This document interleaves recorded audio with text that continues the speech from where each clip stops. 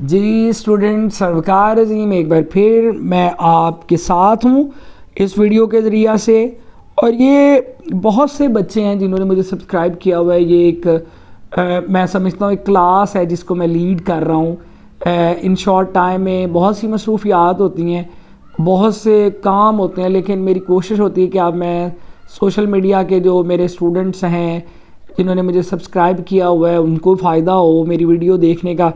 तो मैं गायब गए थोड़ा टाइम निकालता हूँ और आपके दरमियान आता हूँ। कोशिश करें कि वीडियोस वगैरह जो हैं, जब आपको बेहतर लगता है कि सर अच्छा गाइड कर रहे हैं, तो आप दूसरे कज़न्स के साथ, फ्रेंड्स के साथ, क्लास फेलो के साथ, जो आपके क्लास के ग्रुप्स हैं, स्कूल के ग्रुप्स हैं, आप उन में भी ये वीडियो शेयर करें ताकि हर एक का भला हो।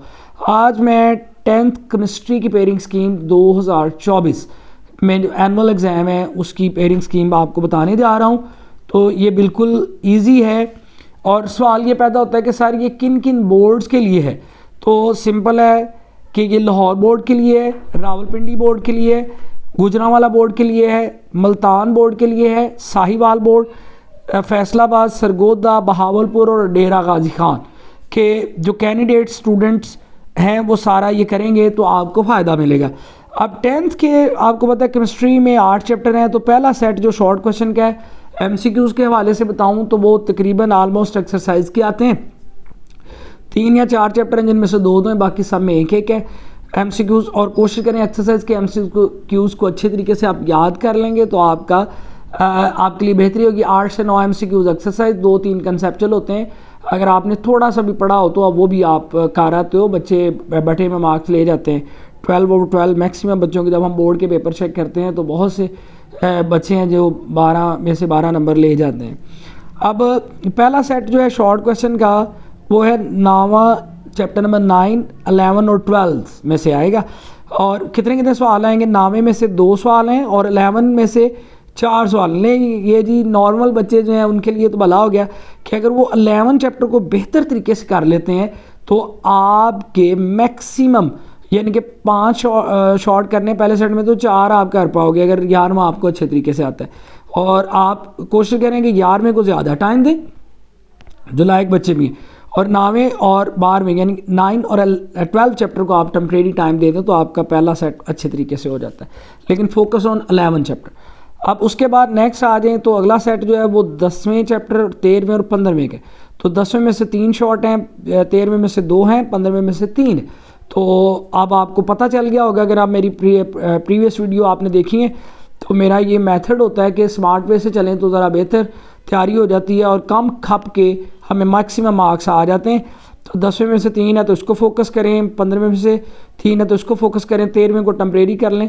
तो ये देखें अब 9वां, 12वां और 13वां टेम्परेरी करना है। टेम्परेरी से मुराद ये होता है कि आप 7-8 जितने, मेरा तरीकाकार ये होता है, मैं स्टूडेंट को ये कहता हूँ कि जो आपको याद है ना सवाल और जो आपको लगता है कि ये मुझे आसानी से याद हो जाते हैं या हो रहे हैं, उनके अलावा आपने सर खपाई नहीं करनी, चाहे जितने मर्जी इंपॉर्टेंट हैं।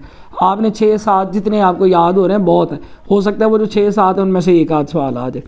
उसके बाद नेक्स्ट है 14वें और 16वें का लास्ट सेट, थर्ड सेट। इसमें से 14वें में से 4 हैं और 16वें में से भी 4। तो मैं वही तरीकाकार जैसे मैं स्टूडेंट को रिलैक्स करता हूँ, आप 14वां कर लें, ठीक है। आपने 5 करने हैं तो 4 उसमें से आते हैं। यानी कि चाहे जो आपको फेवरेट लगता है चैप्टर, जो आपको आसान लगता है, हर एक स्टूडेंट का एक अपना कैलिबर है। तो 14वें और 16वें में से जो आपको आसान लगता है उस पर ज़्यादा फोकस कर लें। और जैसे 14वां करना है तो फिर 16वें को टेम्परेरी कर लें। अगर 16वां करना है तो 14वें को बस एवं जो हल्के फुल्के 2-3 सवाल, 4-5 बस बहुत होते हैं जो आपको आसानी से याद हो रहे हैं। लॉन्ग की तरफ आते हैं तो लॉन्ग 9वें और 10वें का पेयर है, बड़ा अच्छा आसान है ये वाला पेयर, इसको अवेल करें। 13वें और 15वें के ये भी बड़े आसान दोनों चैप्टर हैं। और तीसरा पेयर है 12वें और 16वें के, लेकिन मैं यही कहूँगा कि इसको दफ़ा मारें। आप अपना टाइम 9वें, 10वें, 13वें और 15वें पे करें। अब वो स्टूडेंट जिनका मैं हमेशा ख्याल रखता हूँ जो चाहते हैं नहीं सर हम 2-3 चैप्टर करके पास होना चाहते हैं, तो वो MCQs कर लें सारे चैप्टर्स की एक्सरसाइज, 8 के 8 चैप्टर की एक्सरसाइज। और वो मैं चैप्टर बता रहा हूँ आपको, 11 चैप्टर कर लें, आप 10 चैप्टर कर लें और आप 14 चैप्टर, 14वां चैप्टर, ये 11, 10 और 14 यानी 11, 10 और 14 चैप्टर अगर आप कर लेते हो तो आपके मैक्सिमम मार्क्स आ जाएंगे, कम अज़ कम सप्ली नहीं आएगी।